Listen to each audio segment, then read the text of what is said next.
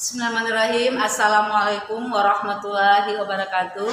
Alhamdulillahirabbil alamin. Segala puji dan puja kita panjatkan kepada Allah Subhanahu wa taala yang telah memberikan kita semua nikmat iman, nikmat Islam, nikmat kesehatan, dan banyak lagi nikmat-nikmat yang patut kita syukuri.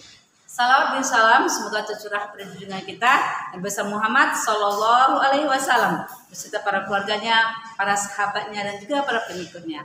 Alhamdulillah kita bertemu kembali dalam kajian Islam secara online yang diselenggarakan oleh Yayasan Bunyan Jakarta. Baik, agar kajian ini merupakan berkah, rahmat, dan ridha dari Allah Subhanahu Wa Taala, kita buka sama-sama membaca basmalah. Bismillahirrahmanirrahim. Adapun tema kita hari ini, kita akan mengambil 6 fungsi Al-Quran. Bicara masalah Al-Quran, bagian asing lagi bagi kita sebagai umat Islam. Karena Al-Quran adalah merupakan wahyu dari Allah Subhanahu wa taala. Al-Quran adalah firman Allah, ya, mukjizat dari Nabi Muhammad Sallallahu Alaihi Wasallam yang sangat dibutuhkan oleh manusia.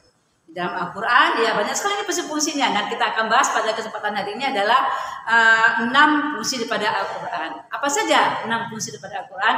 Yang pertama, fungsi Al-Quran itu adalah sebagai al-dzikra, ya, sebagai peringatan bagi manusia agar manusia tidak lupa dari ketentuan Allah Subhanahu wa taala. Ini bisa kita lihat dalam firman Allah dalam surah Al-Hijr ayat 9. Ya, sesungguhnya kamilah yang menurunkan Al-Quran dan pasti kami pula yang memeliharanya.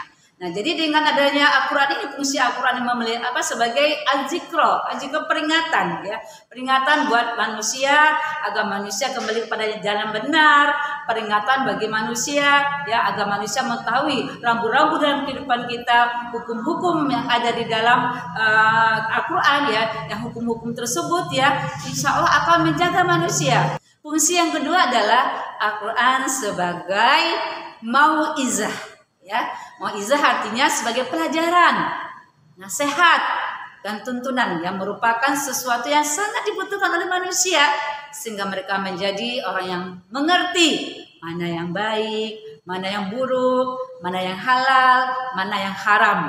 Nah, ini sesuai dengan firman Allah dalam surat Yunus ayat 57 yang artinya, wahai manusia, sungguh telah datang kepadamu pelajaran Al-Quran dari Tuhanmu, penyembuh bagi penyakit yang ada di dalam dada dan petunjuk serta rahmat bagi orang yang beriman, ya. Jadi sebagai mau'izah ini adalah pelajaran. Banyak sekali pelajaran-pelajaran yang ada di dalam Al-Quran. Pelajaran-pelajaran umat yang terdahulu, bagaimana kalau mereka beriman, bagaimana kalau mereka menentang Allah. Nasihat-nasihat agar manusia itu selamat, ya, mengerti apa yang halal, apa yang haram, mana yang baik, mana yang buruk. Itu sebagai nasihat. Memang itu kita butuhkan. Tuntunan, ya, ada tuntunan supaya manusia itu tidak salah langkah. Karena manusia ini kalau tidak ada tuntunan, hidupnya akan berantakan. Tetapi dengan Al-Quran sebagai mau'izah tadi, sebagai pelajaran, sebagai nasihat, tuntunan, akan selamatlah manusia di dunia maupun di akhirat. Nah, karena itu sekali lagi, ya, jadikan Al-Quran itu sebagai pelajaran, petunjuk hidup kita, nasihat hidup kita. Karena apa? Kalau kita menjadikan Al-Quran sebagai mau'izah tadi, selamat kehidupan kita dunia maupun di akhirat. Nomor 3, ya, asyifa. Fungsi Al-Quran yang ketiga adalah asyifa. Sering kita dengar kata-kata asyifa, ya. Asyifa itu artinya adalah salah satu nama obat, ya. Asyifa itu obat sebagai penyembuh, ya, sebagai penyembuh bagi penyakit hati. Nah, karena apa? Karena kita pahami, ya, manusia itu tidak terlepas dari sifat-sifat yang tidak baik atau penyakit-penyakit yang ada di dalam hatinya. Nah, itu, ya, penyakit hasad, dengki, ya, penyakit rakus, serakah, ya. Nah, ini dengan kita sering berinteraksi dengan Al-Quran, membaca Al-Quran, ya, mentadaburi Al-Quran, melaksanakan Al-Quran, Al-Quran bisa menjadi asyifa, yang penyembuh, obat bagi diri kita. Jadi kalau kita ingin tenang, tentram, damai, gak usah jauh-jauh dari kemana-mana ketentraman, kedamaian. Ayo berinteraksilah dengan Al-Quran.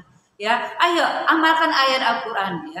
Ayo, ya, berakrab-akrablah dengan Al-Quran. Insya Allah itu akan menjadi hidup kita akan tenang, hidup kita akan tentram, hidup kita akan nyaman karena Al-Quran adalah asyifa, penyembuh penyakit. Nah, kita lanjutkan ya. Yang keempat adalah fungsi Al-Quran sebagai al-huda. Maksudnya apa? Al-huda adalah petunjuk, merupakan fungsi penting nih bagi manusia agar menuju ketakwaan. Sedih kita dengar ya surah Al-Baqarah ayat 2 ini ya. Kitab Al-Quran ini tidak ada keraguan padanya. Petunjuk bagi mereka yang bertakwa. Al-Baqarah ayat 2. Jadi bagi siapa yang bisa menjadikan Al-Quran sebagai petunjuk? Bagi orang yang bertakwa. Orang yang bertakwa kepingin hidupnya ya terarah, teratur, dan dia pasti akan menjadikan Al-Quran sebagai petunjuk hidupnya. Karena jelas ya dalam Al-Quran itu petunjuk yang datangnya dari Allah, karena itu juga yang disampaikan kepada Rasulullah gitu ya, mukjizatnya Rasulullah. Jadi kalau orang yang bertakwa pasti akan mengambil petunjuknya dari Al-Quran, tidak mengambil petunjuk yang lain. Karena apa? Di dalam Al-Quran itu semua petunjuk-petunjuk itu ada. Baik masalah akidah, ya, bagaimana ya bicara masalah tauhid ada dalam Al-Quran, bicara masalah ibadah ada dalam Al-Quran, bicara masalah akhlak ada dalam Al-Quran, bicara masalah hubungan kemasyarakatan, ya semuanya ada dalam Al-Quran. Akan dikatakan Al-Quran adalah sebagai al-huda, sebagai petunjuk agar manusia selamat ketika mengambil petunjuknya adalah dari Al-Quran. Kita lanjut lagi yang kelima, fungsi Al-Quran yang kelima adalah an-nur, ya, an-nur cahaya, ya. Dalam kegelapan hidup, ya manusia tentu membutuhkan cahaya, an-nur. Nah, inilah fungsi Al-Quran. Kita bisa cek di dalam surah Al-A'raf ayat 157 ya.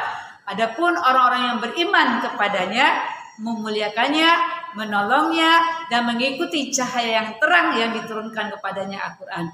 Mereka itulah orang-orang yang beruntung. Surah Al-A'raf ayat 157. Jadi Al-Quran itu adalah sebagai cahaya. Namanya cahaya kan pasti terang. Namanya cahaya itu kan menerangi, ya. Bayangkan ya, kalau kita fisik kita ya, mata kita tidak bisa melihat tanpa ada cahaya, pasti kita akan tabrakan ya, menabrak sana sini, menabrak meja, menabrak pintu atau apa saja kalau misalnya fisik mata kita tidak bisa melihat. Apalagi kalau hati kita, jiwa kita, hidup kita tidak ada Al-Quran, tanpa ada petunjuk, tanpa ada cahaya, pasti manusia juga akan dalam kegelapan. Ya, hidupnya tanpa ada aturan, hidupnya tanpa ada rambu-rambu. Nah, fungsi Al-Quran adalah cahaya, penerang hidupnya, ya. Dengan adanya Al-Quran, dia bisa ya laksanakan hidupnya sesuai dengan aturan-aturan yang Allah gariskan. Cahaya ya itu akan menerangi hidupnya, akan selamat kehidupannya. Dia tahu arah pulang ketika dia melakukan segala sesuatu. Apalagi kalau kita semuanya akan pulang pada Allah. Ketika pulang pada Allah pasti kita mencari bekal. Yang sebaik-baiknya bekal adalah bekal takwa.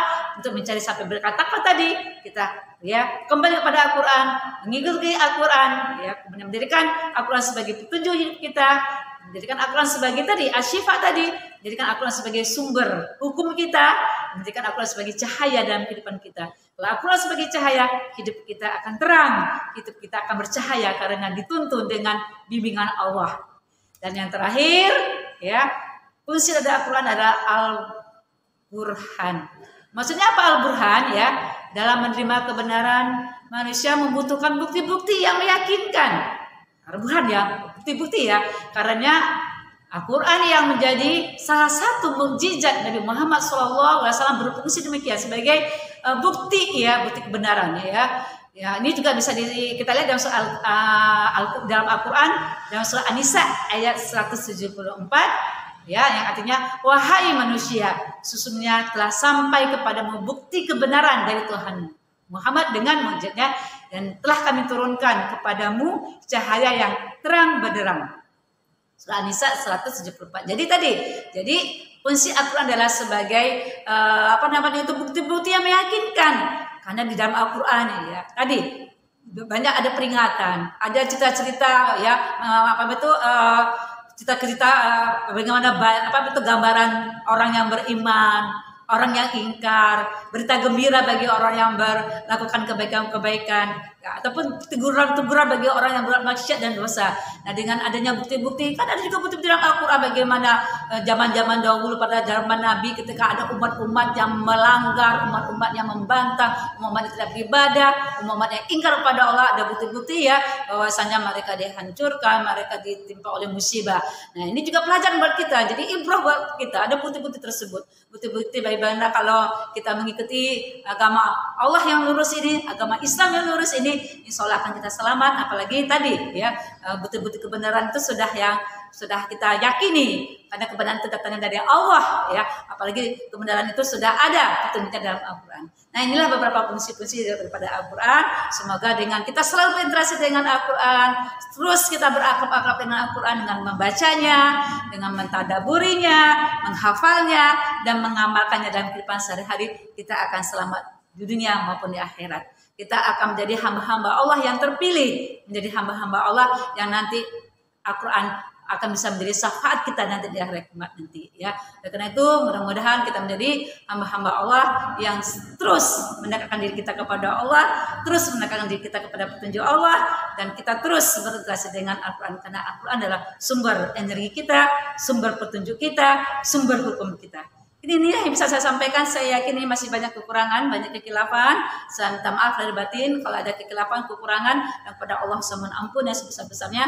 Astagfirullahaladzim. Alhamdulillah fala taquna muntarin. Mohon maaf lahir batin. Assalamualaikum warahmatullahi wabarakatuh.